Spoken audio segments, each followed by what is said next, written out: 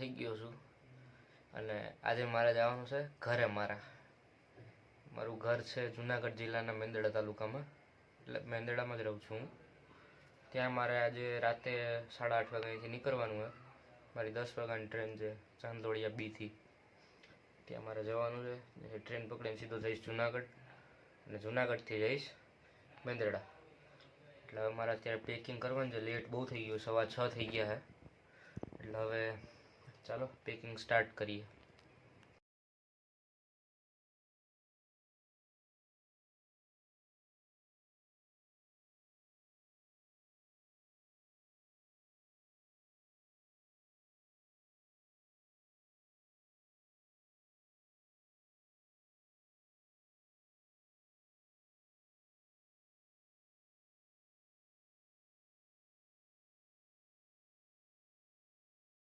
ચાલો ભાઈ, હવે રેડી થઈ ગયા છીએ. થેલા બેલા બધું કમ્પ્લીટ છે.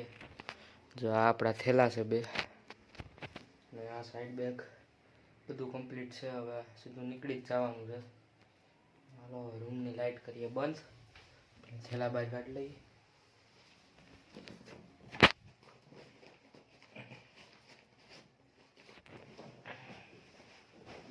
બહુ વજન છે ભાઈ.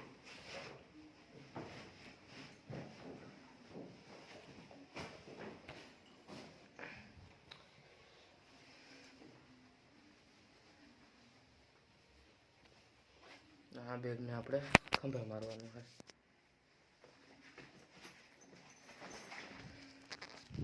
ચાલો આપણો રૂમ થઈ ગયો ખાલી. કરો લાઈટ બંધ. એક મિનિટ.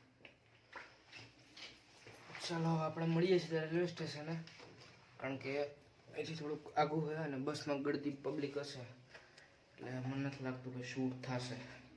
બરાબર, રૂમને મારી દીધી. હવે ચાલો મળીએ સીધા ટ્રેનમાં, પછી ઉતરીને રેલવે સ્ટેશન. ફાઇનલી અત્યારે વિરમગામ જંકશને ઊભા છીએ અમે, અને ચાંદોડિયાથી નીકળ્યા હતા.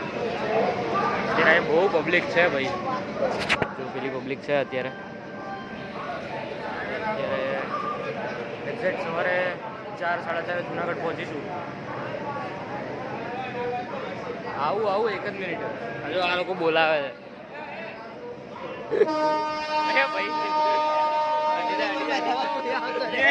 અત્યારે સુરેન્દ્રનગર પહોંચી ગયા છીએ આપણે.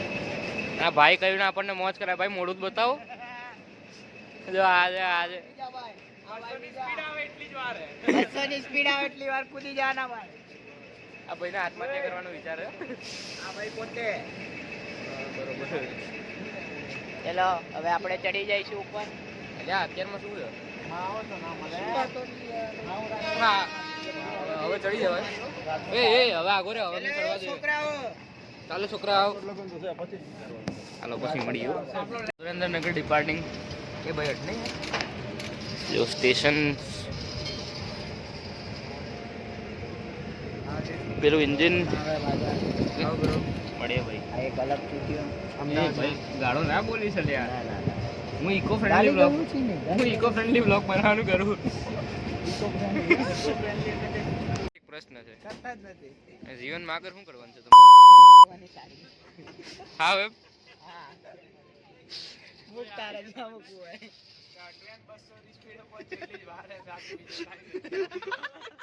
બાકી આ ભાઈને કૂદી જવાનું હોય.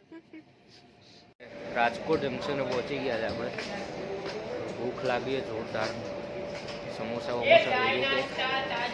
આ ટ્રેન છે, ચાલો લઈએ કંઈક. સમોસા લઈ લીધા છે જો આર્યા. હવે બસ ટ્રેનના લોકો પાયલટ ચેન્જ થાય છે. પાછળથી બીજી ટ્રેનનું હોર્ન બી વાગે છે. ચાલો સમોસા ખાઈ લઈએ, રાજકોટથી નીકળીએ. મળીએ તમને હવે સીધા જુનાગઢ, કારણ કે હવે ઊંઘી જઈશ. ઓકે, મળીએ પછી. 2 hours later. જુનાગઢ આવી ગયા છીએ આપણે. જો આ જુનાગઢ જંકશન છે. આ સરદાર દરવાજો છે. મિત્રો આપણે જુનાગઢ પહોંચી ગયા છીએ. રેપિડો આવે છે. રિક્ષાવાળા તો લૂંટ મચાઈને રાખી દે બોસ. અહીંથી બસ સ્ટેન્ડ 1.5 કિલોમીટર બી નહીં થતું હોય, પણ એના 30, 40, 50 રૂપિયા કહે છે મને. રેપિડોવાળો એક્સેપ્ટ તો નહોતો કરતો, તો છેલ્લે એક રેપિડોવાળા કરી છે એક્સેપ્ટ. મારો ભાઈ આવ્યો બસ સ્ટેન્ડે. ચાલો હવે રેપિડોવાળા આવે ભાઈ નીકળીએ. ઓકે, અત્યારે આપણે બસમાં બેસી ગયા છીએ. બસ અત્યારે તો ખાલી છે. ડ્રાઈવર કંડક્ટર આવે પૂછી જાય મેંદડા તમને સીધો સવારે મળવા.